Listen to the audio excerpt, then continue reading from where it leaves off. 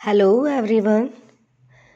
आज हम उपभोक्ता की बचत या कंज्यूमर सरप्लस के बारे में जानने का प्रयास करेंगे। पिछले वीडियो में भी हमने उपभोक्ता की बचत के बारे में चर्चा की थी, जिसमें हमने प्रोफेसर मार्शल के द्वारा जो उपभोक्ता की बचत की अवधारणा के बारे में जानने का प्रयास किया था। जैसा कि हम सभी जानते हैं, उपभोक्ता की बचत क्या है कि जो किसी चीज़ को प्राप्त करने के लिए उपभोक्ता जो कीमत देने को तत्पर होता है या तैयार होता है, और उपभोक्ता जो कीमत वास्तव में देता है, इन दोनों का अंतर उपभोक्ता की बचत है। हमने उपभोक्ता की बचत मापने की दो विधियों की चर्चा की थी, प्रोफेसर मार्शल की विधि और प्रोफेसर हिक्स की विधि। आज हम प्रोफेसर हिक्स की विधि जो ऑर्डिनल अप्रोच के आधार पर उपभोक्ता की बचत अवधारणा को बताते हैं, उनके बारे में जानने का प्रयास करेंगे। प्रोफेसर हिक्स, जैसा कि हमने बताया था कि ये जो है जो उपयोगिता को मापनीय नहीं मानते, बल्कि ये मानते हैं कि उपयोगिता को हम एक क्रम दे सकते हैं, ऑर्डर दे सकते हैं। इसीलिए जो उपयोगिता विश्लेषण की अवधारणा थी इनकी, उसे ऑर्डिनल अप्रोच कहा गया था, जिसमें तटस्थता वक्र की सहायता से उन्होंने ये बताया था कि उपयोगिता यानी जो किसी वस्तु को उपभोग करने से जो संतुष्टि प्राप्त होती है, उसे हम ऑर्डर दे सकते हैं, क्रम दे सकते हैं। इस रूप में हम उसे माप नहीं सकते, क्योंकि उपयोगिता जो क्या है, एक मनोवैज्ञानिक अवधारणा है, तो उसे एक अंकों में नहीं बता सकते कि 10, 20, 30 इस तरह से, बल्कि एक क्रम दे सकते हैं, ऑर्डर दे सकते हैं कि भाई इतनी पहले से बेहतर संतुष्टि मिली है, अधिक मिली है, कम मिली है। तो ये जो ऑर्डिनल अप्रोच है वो प्रोफेसर हिक्स के द्वारा दिया गया है। तो उन्होंने उपभोक्ता की बचत की जो अवधारणा है उसे भी ऑर्डिनल अप्रोच का प्रयोग करते हुए इसे समझाने का प्रयास किया, और तटस्थता वक्रों का या इंडिफरेंस कर्व्स का उन्होंने प्रयोग किया है। अब प्रोफेसर हिक्स के द्वारा जो उपभोक्ता की बचत की अवधारणा बताई गई है, उसमें उन्होंने कुछ मान्यताएं मानी हैं, जो कि प्रोफेसर मार्शल की अवधारणा जो मान्यताएं थी उनसे अलग है। तो पहली क्या है कि मुद्रा की सीमांत उपयोगिता स्थिर नहीं होती। तो एक से मानते हैं कि मुद्रा के द्वारा जो सीमांत उपयोगिता प्राप्त होती है वो स्थिर नहीं रहती है, वरन बदलती रहती है। दूसरी बात कि उपयोगिता मापनीय नहीं है, जैसा कि अपन ने पहले समझा था कि उपयोगिता को हम माप नहीं सकते, अंकों में नहीं दर्शा सकते, वरन उसको एक क्रम दे सकते हैं, ऑर्डर दे सकते हैं, ये बता सकते हैं कि पहले से बेहतर है या उससे कम संतुष्टि प्राप्त हो रही है। ऑर्डर के रूप में बता सकते हैं उपयोगिता को, क्योंकि उपयोगिता एक मनोवैज्ञानिक अवधारणा है। तो जो प्रोफेसर हिक्स की विधि है उपभोक्ता की बचत की अवधारणा की भी, वो अधिक बेहतर है मार्शल की जो उपभोक्ता की बचत की अवधारणा से। अतः ये परिष्कृत और परिमार्जित अवधारणा किसकी है? ये प्रोफेसर हिक्स के द्वारा बताई गई है। अब प्रोफेसर हिक्स के द्वारा जो उपभोक्ता की बचत की अवधारणा को बताया गया है, उसमें हम इस चित्र में, रेखा चित्र में समझने का प्रयास करेंगे, जो उन्होंने तटस्थता वक्र की सहायता से हमें समझाने का प्रयास किए हैं। सबसे पहले इन्होंने क्या किया है, हिक्स ने जो एक्स अक्ष है वहाँ पे वस्तु की मात्राएं बताई गई, और वाई अक्ष पे उन्होंने क्या बताया, मुद्रा की मात्राएं।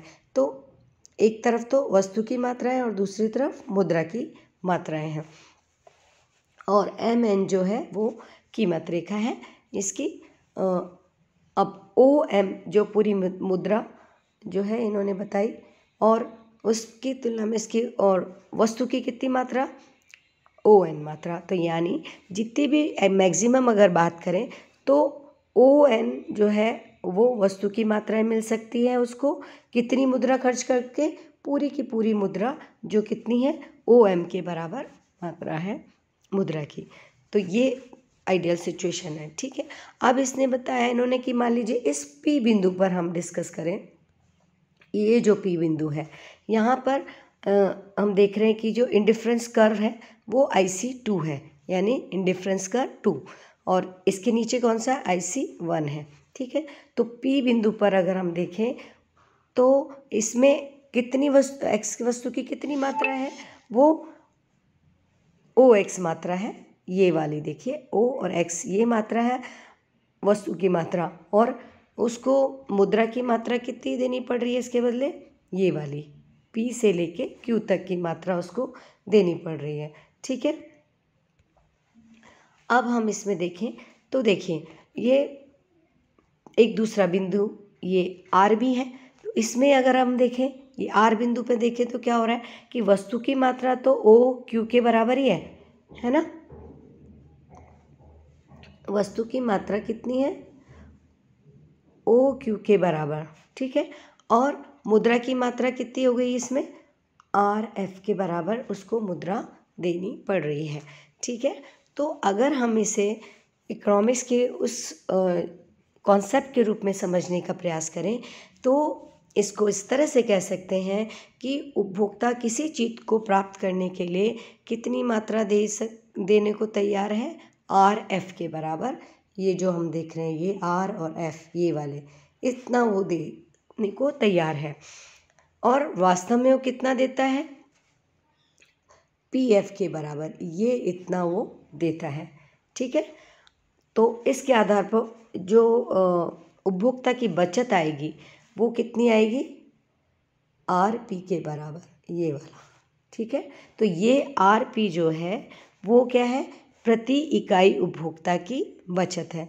अब इसको अगर कुल बचत देखें तो ये पूरा जो आयताकार क्षेत्र बनेगा ये इसकी उपभोक्ता की बचत है, ठीक है।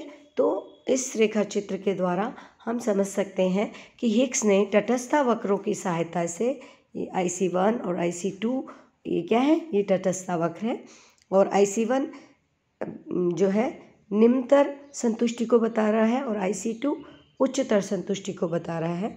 और इसमें हमने ये समझने का प्रयास किया है कि वस्तु की X वस्तु की OX मात्रा उसको लेनी है, तो उस OX मात्रा को प्राप्त करने के लिए वो कितनी कीमत देने के लिए तैयार है, कितनी मात्रा देने के तैयार है, RF के बराबर, ठीक है, और वास्तव में वो कितनी देता है, PF के बराबर।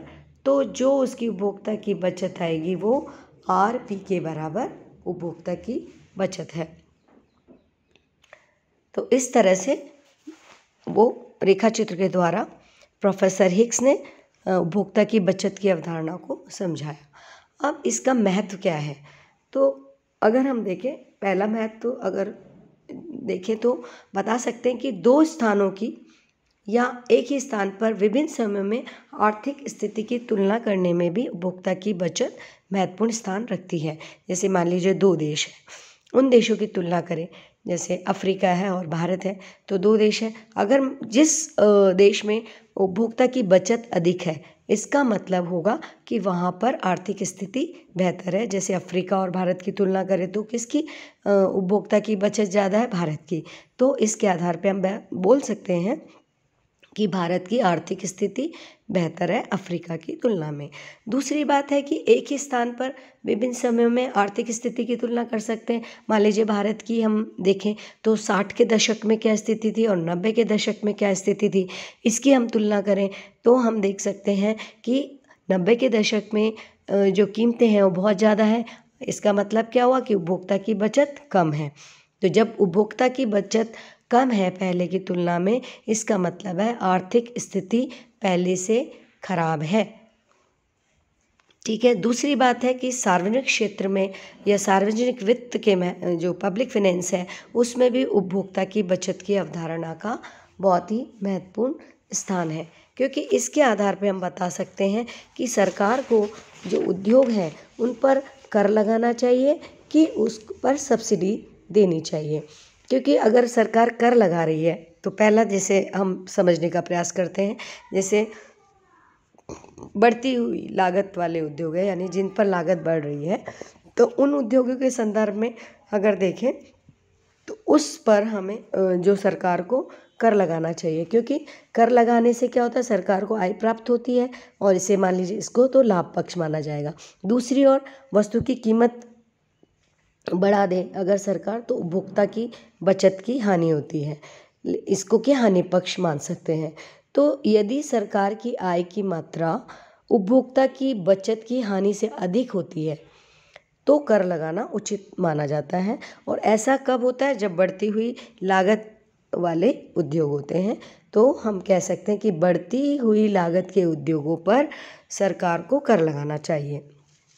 दूसरी स्थिति लेते हैं जिसमें कि घटती हुई लागत वाले उद्योग होते हैं, तो उस पे क्या करना चाहिए, सरकार को सब्सिडी देना चाहिए, क्योंकि सब्सिडी या आर्थिक सहायता देने से क्या होता है, वस्तु की कीमत घट जाती है और वस्तु की कीमत घट गई, इसका मतलब उपभोक्ता की बचत बढ़ जाती है, लेकिन सरकार पर आर्थिक भार भी पड़ता है इससे। तो अब क्या होगा, यदि हम अल्टीमेट इसका रिजल्ट देखें तो उपभोक्ता की बचत की मात्रा जो है अगर सरकार द्वारा दी गई सब्सिडी से अधिक होती है तो उस स्थिति में सरकार को सब्सिडी देना चाहिए। और ऐसी स्थिति कब होती है, जब घटती हुई लागत के उद्योग होते हैं। तो सार्वजनिक वित्त में भी उपभोक्ता की बचत की अवधारणा का महत्व है।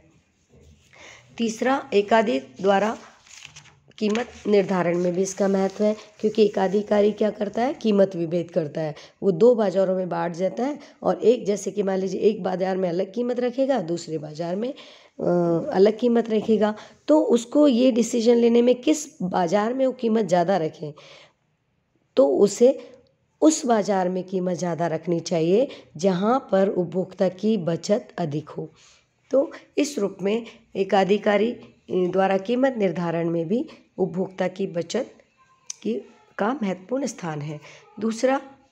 चौथा कि जो इनडायरेक्ट टैक्सेस हैं, जैसे कि उत्पाद शुल्क है, बिक्री कर है, इनका भार जो होता है वो प्रत्यक्ष करों से, यानी जो डायरेक्ट टैक्स है उनसे अधिक होता है। तो डायरेक्ट टैक्स जैसे इनकम टैक्स है, ठीक है। तो ये समझने में बड़ी आसानी होती है उपभोक्ता की बचत के द्वारा कि जो इनडायरेक्ट टैक्सेस हैं, अप्रत्यक्ष कर हैं, उनका भार प्रत्यक्ष करों से अधिक होता है।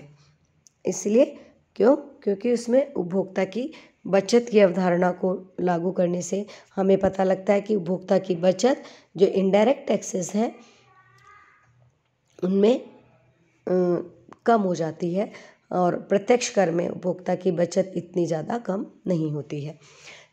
पांचवा पॉइंट इसका है कि अंतर्राष्ट्रीय व्यापार लाभों का अनुमान भी इसके द्वारा संभव है। कि मान लीजिए कुछ देश हैं किसी वस्तु को बेचते हैं अर्थात निर्यात करते हैं, और कुछ देश उन वस्तुओं का आयात करते हैं मतलब मंगाते हैं। तो जो देश आयात करते हैं यानी किसी वस्तु को मंगाते हैं, तो ऐसा होता है कि वो उस वस्तु की अधिक कीमत देने के लिए तत्पर होते हैं और वास्तव में जो वो देते हैं वो कम होती है। तो इस तरह से उनको उपभोक्ता की बचत मिलती है।